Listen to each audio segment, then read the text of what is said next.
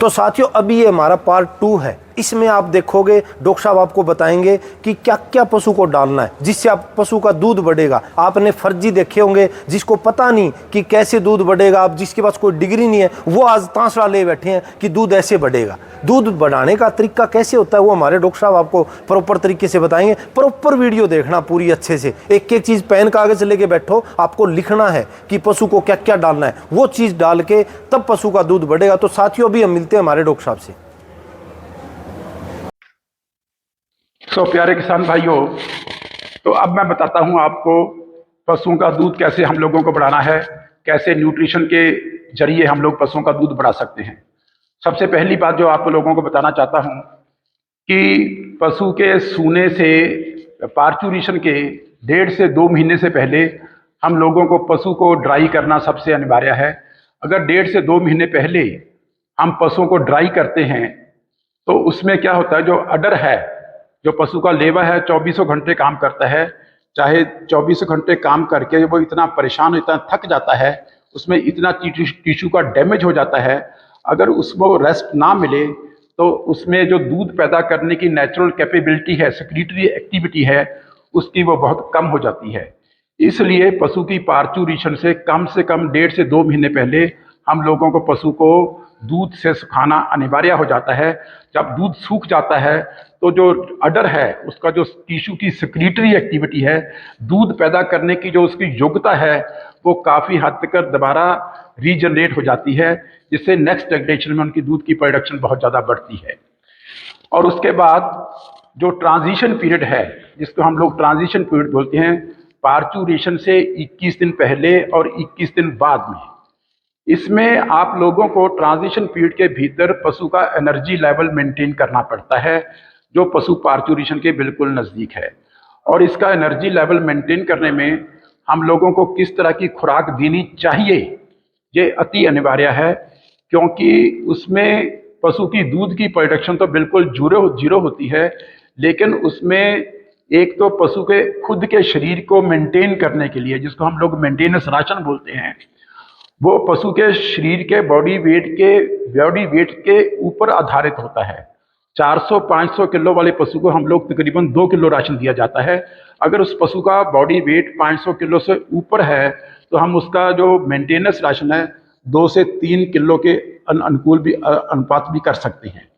लेकिन ये तो उसका मेंटेनेंस राशन उसके अपने शरीर के लिए हो गया, लेकिन इसके साथ साथ जो उसके भीतर बच्चा पल रहा है, जो फुल टर्म प्रेगनेंसी होती है, क्योंकि उसके पार्चुरेशन को 20 दिन रह जाते हैं, तो उस बच्चे का विकास इस लास्ट 20 दिनों में बहुत ज़्यादा होता है। उस बच्चे के विकास के लिए भी हम लोगों को, जिसको हम प्रेगनेंसी राशन या जेस्टेशन राशन बोलते हैं, ये भी कम से कम 2 किलो राशन उस बच्चे के शरीर के विकास के लिए चाहिए होता है। इसलिए 21 दिन पहले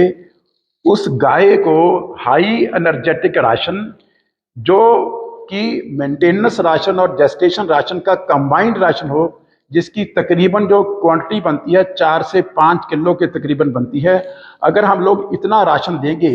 तो ट्रांजिशन पीरियड में जो पशु का एनर्जी लेवल मेंटेन रहता है, बना रहता है, उसमें नेगेटिव एनर्जी बैलेंस कभी नहीं आता। अगर नेगेटिव एनर्जी बैलेंस नहीं आएगा तो आप ये बात मान के चलो कि पार्चुरेशन के बाद उस पशु के दूध देने की व्यवस्था बिल्कुल पूरी होगी। जितनी उसकी दूध देने की योग्यता है, पशु उसी के हिसाब से वो दूध देता रहेगा। लेकिन अगली बात आ जाती है कि पार्चुरेशन के बाद या पार्चुरेशन के समय पे जब बच्चे को जन्म देती है तो उस वक्त पशु पार्चुरेशन स्ट्रेस के अंडर आता है। पार्चुरेशन स्ट्रेस को कवर करने के लिए भी हम लोग पार्चुरेशन होने के बाद में और प्लेसेंटा गिरने के बाद में भी हम लोग उसको एनर्जेटिक राशन देते हैं, जो तकरीबन दला हुआ आपकी कनक हो गई या आपका व्हीट ब्रेन हो गया, या आप लोग उसमें मोलेसेस भी डाल सकते हो, ताकि उसका एनर्जी लेवल जितना पार्चुरेशन स्ट्रेस के कारण उसमें पैदा हुआ है वो एनर्जी लेवल मेंटेन रहे, उसमें आगे उसकी दूध की प्रोडक्शन बिल्कुल बनी रहती है। लेकिन उसके बाद आ जाता है पार्चुरेशन के बाद, जब हमको पशु की पार्चुरेशन हो जाती है तो पार्चुरेशन के बाद हम लोग पशुओं को नॉर्मली 3-4 घंटे के भीतर कोई ना कोई एक्बॉलिक्स स्पेशली हम लोग हर्बल एक्वॉलिक्स आप लोगों को देना चाहिए, ताकि पशु की जेर सही 3-4-5 घंटे के भीतर पड़ जाए। अगर जेर नहीं पड़ती तो हम लोगों को कई समस्याएं आ जाती हैं, जिसमें दूध का प्रोडक्शन बहुत फॉल करता है। लेकिन अगर हम लोग हर्बल मेडिसिन दे लें और साथ में अगर आप लोग इसमें प्रोस्टाग्लैंडिन हार्मोन यूज कर लोगे, तो उसमें हमने देखा गया 80 to 90% केसेस में भी उसका जेर नॉर्मली फॉल कर जाता है। अगर नॉर्मली जेर पड़ जाती है तो हमको उन पशुओं में जेर की संभावना का या बच्चेदानी में इन्फेक्शन होने की सभी व्यवस्थाएं खत्म हो जाती हैं। और अगली बात यह है कि पार्चुरेशन के बाद भी अगर कोई गाय आपको ऐसा लगती है कि वो पीछे से कुछ वजाइनल डिस्चार्ज या ब्लीडिंग के रूप में कुछ डिस्चार्ज ज़्यादा गिरा रही है, तो ये एक इंडिकेशन है कि उसमें कोई ना कोई यूट्रस की इन्फेक्शन होने का भय बना रहता है। नॉर्मली पार्चुरेशन के बाद अगर उसकी नॉर्मल डिलीवरी हुई है, नॉर्मल उसका प्लेसेंटा पड़ा है, तो उसमें वजाइनल डिस्चार्ज नहीं आना चाहिए कम से कम 2 हफ्तों तक। अगर वो डिस्चार्ज आता तो आप लोगों को यूट्रल इन्फेक्शन के लिए चेक करना चाहिए। लेकिन अगर डिस्चार्ज नहीं आता तो 2 हफ्तों के बाद नॉर्मल लोशियल डिस्चार्ज आता है। लोशियल डिस्चार्ज खत्म होने के बाद आप लोग उस पशु को ओरली कोई भी कैल्शियम सिरप या कोई कैल्शियम जेल या कोई भी कैल्शियम की प्रेपरेशन कम से कम 20 दिनों के लिए दे सकते हो, क्योंकि वो जो समय होता है 15 दिनों के बाद, उसमें दूध की प्रोडक्शन बहुत तेजी से बढ़ती है। खुराक को इंक्रीज रेगुलरली करने के साथ साथ आप लोगों को कैल्शियम सिरप भी 20 दिनों के लिए देना चाहिए, ताकि पशु का जो पीक प्रोडक्शन लेवल है तकरीबन 28 से 35 दिनों के भीतर पहुंच जाए। जितना पशु को दूध देने की व्यवस्था है उतनी उसमें पीक प्रोडक्शन लेवल हो पाए। लेकिन जब आपके इंक्रीजिंग फीड के साथ साथ जैसे जैसे आप लोग राशन इंक्रीज करोगे, उसके साथ साथ आपकी दूध की प्रोडक्शन बढ़ती है। लेकिन एक समय आप लोगों ऐसा आएगा जिसमें फीड इंक्रीज करने के बाद आप लोगों का दूध की प्रोडक्शन इंक्रीज नहीं करेगी। तब दूध की प्रोडक्शन इंक्रीज नहीं करती, तब आप लोग पशु को वही राशन प्रोवाइड कर सकते हो। वही राशन से उसका पीक प्रोडक्शन लेवल बना रहेगा और ये 2 से 3 महीनों तक भी ऐसे ही चलता रहता है। लेकिन 4 महीनों के बाद दूध का डिक्लाइन आता है। लेकिन दूध का डिक्लाइन आप लोगों को जो सीमन का सिलेक्शन करना है, जब आप लोग आर्टिफिशियल इंसेमिनेशन करते हो, उसको भी इस आधार पे कीजिए कि उस काऊ बुल्स के सीमन में ये क्वालिटी हो या काऊ बुल्स में ये क्वालिटी हो कि उनका जो rate of decline of milk है 4 महीने के बाद वो 6 से 8% से ज़्यादा ना हो। इस प्रकार वो आपको लंबे समय के लिए दूध देके जाएगी। अब जहाँ तक राशन का सवाल है, पशुओं की राशनिंग हम लोग कैसे करते हैं कैसे नहीं करते। हम नॉर्मली हिंदुस्तान में या इंडियन में हम लोगों को देखा गया है कि हम पशुओं को एक तो तूड़ी खिलाते हैं या सूखा चारा खिलाते हैं, जिसमें तूड़ी भी आ जाती है, पराली भी आ जाती है। दूसरा, हम पशुओं को हरा चारा खिलाते हैं, जिसमें आप लोगों के हरे कल्टीवेटेड सभी तरह के पाउडर्स आ जाते हैं, या आप लोग उसको साइलेज के रूप में हरा चारा खिलाते हो। और तीसरा, आप लोग उसको कंसनट्रेट फीड वगैरह आदि देते हो, जिसको हम लोग दाना बोल देते हैं या फीड बोल देते हैं। जहाँ तक तूड़ी का सवाल है, सभी किसान भाइयों को बोलना चाहता हूँ कि इस तूड़ी को आप लोग देते तो हो, लेकिन तूड़ी में कोई भी ऐसा न्यूट्रिशियस पदार्थ नहीं है, ऐसा कोई न्यूट्रिएंट नहीं है जो दूध बनाने में मदद करता हो। तूड़ी के भीतर केवल कार्बोहाइड्रेट्स हैं, वो भी ज़्यादा इनडाइजेस्टिबल हैं, वो ज़्यादा ऐसे ही गोबर के साथ निकल जाते हैं, उसकी डाइजेस्टिबिलिटी बहुत कम है, इसलिए वो ज़्यादा दूध की प्रोडक्शन के लिए हम लोगों के लिए उपयोगी नहीं है और केवल तूड़ी पशु के पेट भरने के लिए उपयोग की जाती है। जहाँ तक हरे चारे का सवाल है या साइलेज का सवाल है, हरे चारे और साइलेज में जो क्वांटिटी पशुओं को दी जाती है उसमें सभी तरह के न्यूट्रिएंट्स, चाहे प्रोटीन्स हों, चाहे कार्बोहाइड्रेट्स हों, चाहे टू सम एक्सटेंट फैट्स हों, मिनरल्स हों या विटामिन्स हो, सभी तरह के न्यूट्रिएंट्स जो दूध को बनाते हैं वो हरे चारे या साइलेज में पाए जाते हैं। लेकिन हरे चारे और साइलेज जो पशुओं को हम लोग खिला पाते हैं, इसका नॉर्मल फंडा हम लोग क्या अप्लाई करते हैं कि 100 केजी या 110 केजी बॉडी वेट के लिए हम लोगों को 10 किलो हरा चारा देना चाहिए। अगर हरे चारे की बात करते हैं, यानी कि अगर पशु का भार 50 किलो 500 केजी है, तो हमें तकरीबन उसमें 40 से 45 किलो हरा चारा 24 घंटों में देना चाहिए। अगर आप लोग साइलेज यूज कर रहे हो, साइलेज में पानी के कंटेंट थोड़े से कम होते हैं, उसमें आप लोग 25 से 30 किलो साइलेज भी यूज कर लोगे तो भी उस पशु की पूर्ति हो जाती है। लेकिन इस हरे चारे के साथ साथ अगर हमारे पशुओं की दूध की प्रोडक्शन बहुत ज़्यादा है तो हम लोगों को कंसंट्रेट फीड, जो हम लोग या तो अपने आप खुद तैयार कर पाते हो या बाजार से तैयार किया करा लेके आते हो या कुछ ब्रांडेड कंपनी से लेके आते हो, लेकिन मैं आपको बताना चाहूँगा कि अगर आप लोग इस कंसंट्रेट फीड को अपने घर में तैयार करना चाहते हो तो आप लोगों को ये कंसंट्रेट फीड किस फार्मूले के आधार पर तैयार करना चाहिए जिसमें आपका पूरा बैलेंस ये कंसंट्रेट फीड बनता है। इसमें हम लोग किस तरह के इंग्रेडिएंट्स डालते हैं, सबसे पहले बात आती है इसमें दाना। दाना हम लोग कितना डालते हैं, सबसे जो दाना आप लोगों को मिलता है मार्केट में, इसमें आप लोग मक्की भी डाल सकते हो, इसमें आप लोग कनक भी डाल सकते हो, इसमें ज्वार डाल सकते हो, बाजरा डाल सकते हो और ओट्स भी आदि भी डाल सकते हो। लेकिन इसका जो अनुपात है 1 क्विंटल में 40 से 45 किलो से ज़्यादा कभी भी नहीं होना चाहिए, पहली बात। और दूसरी बात, 40 से 45 किलो में हम ज़्यादा प्रेफर करते हैं कि इसमें मक्की को डाला जाए, क्यों मक्की थोड़ी सी रिलेटिवली थोड़ी सी सस्ती भी है, उसके प्रोटीन कंटेंट्स भी ज़्यादा हैं। और तीसरी बात, हमें केवल और केवल 40-45 किलो मक्की डालने की ज़रूरत नहीं है। हमारी कोशिश ये होनी चाहिए कि हम कम से कम अगर 25 किलो मक्की डालें तो कम से कम 15-20 किलो वो दूसरे तरह के जो ग्रेन्स हैं, चाहे उसमें कनक थोड़ी सी मिक्स कर लो, चाहे उसमें अगर गर्मियों के दिनों में उसमें आप लोग जौ मिक्स कर लो, तो उसमें वो आप लोगों का एक बैलेंस्ड ग्रेन राशन बनेगा जिसमें आप लोग 40 से 45 किलो कम से कम 3 तरह के अलग अलग ग्रेन्स को डालोगे। दूसरी बात आती है केक्स को डालना, जिसको हम लोग खलें बोल देते हैं। इस खलों में प्रोटीन कंटेंट्स बहुत ज़्यादा होते हैं, लेकिन जो पशु के फीड की क्वालिटी है वो उसके प्रोटीन कंटेंट्स पे निर्भर करती है। जितने प्रोटीन कंटेंट्स ज़्यादा होंगे उतनी उस फीड की क्वालिटी को हम लोग अच्छा समझते हैं। लेकिन कौन कौन से केक्स की अवेलेबिलिटी मार्केट में है, कुछ एक प्रोटीन के जो कंटेंट्स हैं इन केक्स में वो तकरीबन 35% से लेके 49 से 50% तक जाते हैं। सोयाबीन केक को हम सबसे अच्छा गिनते हैं जिसमें प्रोटीन के कंटेंट्स कम से कम 49% तक हैं। इसके बाद जो आपकी ग्राउंडनट केक आ जाती है, मूंगफली वाली केक आ जाती है, उसमें भी 40 से 45% तक इसमें हम लोग प्रोटीन्स की मात्रा गिनी जाती है। जो दूसरे मस्टर्ड केक हैं या आपके तिल केक हैं, इसमें थोड़ी सी प्रोटीन्स की मात्रा, थोड़ी सा कॉटन सीड केक हो जाते हैं, इसमें थोड़ी सी प्रोटीन्स की मात्रा कम होती है। आप लोग जिस तरह के पशुओं को पाल रहे हो उस जितनी उसमें दूध प्रोडक्शन का उनका स्टेटस है, जितनी वो दूध की प्रोडक्शन आप लोगों को दे रहे हैं, उसके हिसाब से आप लोग प्रोटीन्स की मात्रा एडजस्ट कर पाते हो। लेकिन 1 क्विंटल में हम लोग 25 से 30% तक इस केक्स की मात्रा को रखा जाता है। इसमें आप लोगों का प्रोटीन्स लेवल प्रॉपरली बना रहता है। लेकिन अगर आप लोगों के पशुओं की दूध की प्रोडक्शन बहुत ज़्यादा है,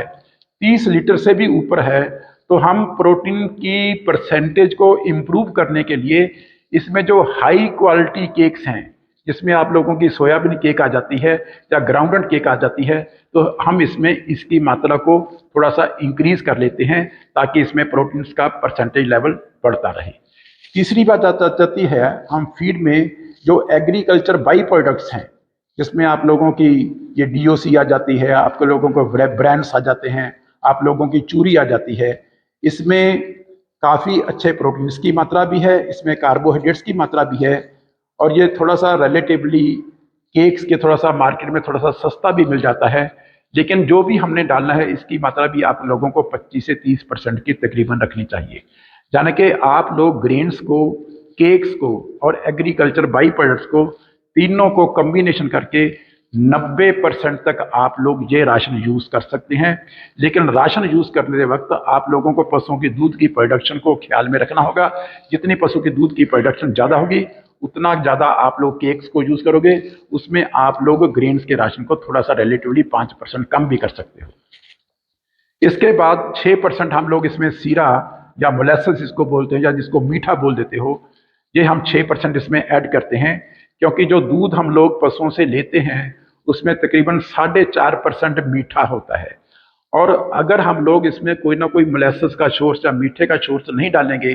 तो उसमें क्या होगा कि पशु के दूध में जो मिठास होगी कम होगी, तो दूध का टेस्ट उतना अच्छा नहीं होगा, दूध की क्वालिटी उतनी अच्छी नहीं होगी। तो दूध में शुगर की मात्रा को, जो लैक्टोज की मात्रा को रेगुलेट करने के लिए हमें इस फीड में 6% के तकरीबन ये मोलेसेस को डालना पड़ता है। ये आपका होगा 96%। 2% हम इसमें लोग साल्ट डालते हैं, 1% इसमें कॉमन साल्ट और 1% हम इसमें रॉक साल्ट डालते हैं। दोनों को 1-1% डाल दीजिए, 98% बन जाता है।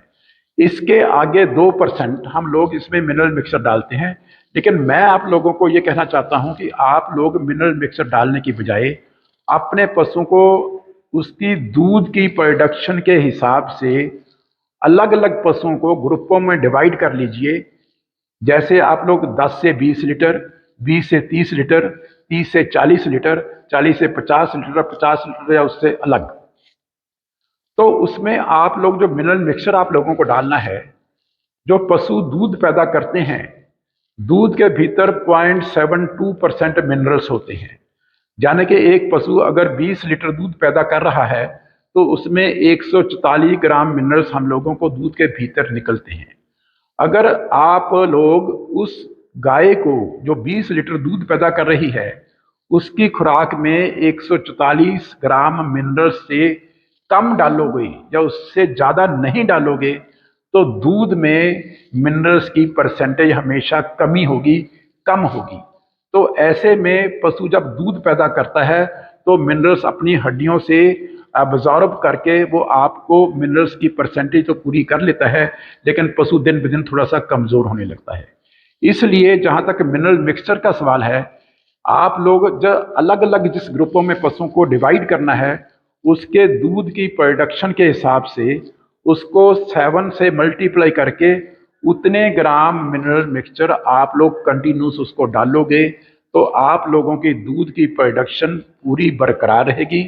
पशु की हेल्थ पूरी बरकरार रहेगी और उसके भीतर जो मिनरल्स की डेफिशिएंसी आने की संभावनाएं बन जाती हैं वो भी बिल्कुल नहीं बनती। और अगर मिनरल की डेफिशिएंसी नहीं होगी तो मिनरल की डेफिशिएंसी के कारण जितनी भी बीमारियां होती हैं आप लोग उनके ऊपर भी पूरा उसको कवर कर पाओगे, उसमें ऐसी बीमारियां नहीं पनपेगी। ये होगा आपका मिनरल मिक्सचर का जो प्रावधान हम लोग फीड में करते हैं। लेकिन उसके साथ साथ हम लोग फीड के जो भीतर नहीं डालते कुछ एक ऐसी चीज़ें हैं, जैसे आप लोगों के टॉक्सिक बाइंडर्स हो गए जो हम पशुओं को खाना खिलाते हैं, चाहे आपका केक्स के रूप में हो गया या आपका साइलेज के रूप में हो गया या कई बार तूड़ी के रूप में हो गया, जिसमें कई बार उल्ली लग जाती है। और उल्ली के जो टॉक्सिन्स हैं ये भी पशुओं के लिए काफ़ी हानिकारक माने गए हैं। ये एक हिडन फैक्टर है जो पशुओं को रिपीट ब्रीडिंग की समस्या पैदा करवाता है। इसलिए अगर आपके फार्म में कहीं भी रिपीट ब्रीडिंग की हिडन समस्या आती है तो उस रिपीट ब्रीडिंग की समस्या को ओवरकम करने के लिए, उस पे ऊपर आप लोगों को कवर करने के लिए आप टॉक्सिक बाइंडर पशुओं को रेगुलरली, स्पेशली उन पशुओं को जो पशु पार्चुरेशन के बाद हम लोग टॉक्सिक बाइंडर 20 से 30 ग्राम जैसी उसकी क्वांटिटी बनती है वो रेगुलर उस पशु को डालते रहिए जब तक पशु हीट में नहीं आता और कंसीव नहीं कर जाता, तब तक आप पशु को रेगुलर तौर पे उसको टॉक्सिक बाइंडर भी डालते रहना चाहिए। और उसके बाद अगली बात आती है, जब पशु को हम इतना ज़्यादा फीड डालते हैं, जब भी पशुओं को हम कार्बोहाइड्रेट युक्त फीड डाला जाता है तो पशुओं के र्यूमन के भीतर काफ़ी एसिड्स पैदा होते हैं और कई बार एसिड्स पैदा होने से ह्यूमन के अंदर जो माइक्रोफ्लोरा होता है, हाई एसिडिटी के कारण वो थोड़ा सा इनएक्टिव हो जाते हैं, उनकी एक्टिविटी थोड़ी सी कम हो जाती है, या हम ऐसे कह सकते हैं कि उनकी जो पीएच है वो तकरीबन एसिडिक साइड पे थोड़ी सी शिफ्ट हो जाती है। अगर ह्यूमन की पीएच एसिडिक साइड पे शिफ्ट हो जाती है तो उसमें माइक्रोफ्लोरा इनएक्टिव हो जाते हैं और जितना भी ये ह्यूमरल माइक्रोफ्लोरा है या ह्यूमन के भीतर सूक्ष्म जीव हैं, ये पशु के लिए उसका दोस्त का काम करते हैं, उसकी डाइजेशन में मदद करते हैं। लेकिन अगर वो ही इनएक्टिव हो जाएं तो ऐसे पशुओं को जिसमें हम लोग ज़्यादा फीड देते हैं तो उसमें हम लोगों को बफर या मीठे सोडे का या किसी अल्कली का उपयोग करना चाहिए ताकि उसके अंदर का जो पीएच है, जो उसका अंदर ह्यूमन का एटमॉस्फेयर है, वो एसिडिक के बजाय थोड़ा सा स्लाइटली अल्कलाइन बना रहे। अगर स्लाइटली अल्कलाइन उसका फील्ड बना रहेगा तो उसमें र्यूमिनल माइक्रोफ्लोरा पूरा एक्टिव रहेगा और पशुओं को पूरी भूख लगती रहेगी। उसमें आप लोगों को एसिडोसिस की प्रॉब्लम नहीं आएगी। ये मैंने बहुत से फार्मों में देखा है कि अगर हम लोग उसमें सोडा बाइकार्ब, इसको हम लोग मीठा सोडा बोल देते हैं देसी लैंग्वेज में, ये एक अल्कली है या बफर का काम, या ऐसे बफर को ऐड नहीं करते तो उसमें एसिडोसिस की समस्या के कारण पशु को लूज मोशंस भी लग जाते हैं और पशु थोड़ा सा खाना भी कम खाने लगता है। तो उसमें आप लोग सोडा बाइकार्ब या बफर को भी रेगुलर तौर पे पशुओं को सप्लाई कर सकते हो। और माइक्रोफ्लोरा को एक्टिव करने के लिए आप साथ में उसके बायो यीस्ट वगैरह को भी रेगुलर सप्लाई कर सकते हो। अगर आप लोग इन सभी बातों का ख्याल रखोगे तो ऐसी न्यूट्रिशन पशु को डालने की व्यवस्था करोगे जिसमें जो इसकी क्वांटिटी है उसकी दूध की प्रोडक्शन के हिसाब से होनी चाहिए। जो हम मान के चलते हैं कि सूखी तूड़ी और हरे चारे के बाद जो आप लोगों को दूध की प्रोडक्शन के लिए कैटल फीड का या कंसंट्रेट फीड देनी है, वो हम 2.5 किलो दूध के लिए 1 किलो फीड नॉर्मली हम लोग देते हैं। लेकिन जो पशुओं की दूध की प्रोडक्शन बहुत ज़्यादा है उसमें हम लोग 2 किलो दूध के लिए 1 किलो राशन की अगर उपलब्धि करवाएं तो उसमें दूध का जो प्रोडक्शन है वो लगातार रेगुलर तौर पे और लंबे समय तक वो बना रहता है। मुझे लगता है कि आप लोगों को ये बातें पसंद आई होगी, और अगर आप लोगों को कोई और बात पूछना चाहते हैं तो आप लोग हमें मैसेज करके आप लोग हमसे बातें पूछ सकते हो। Thank you.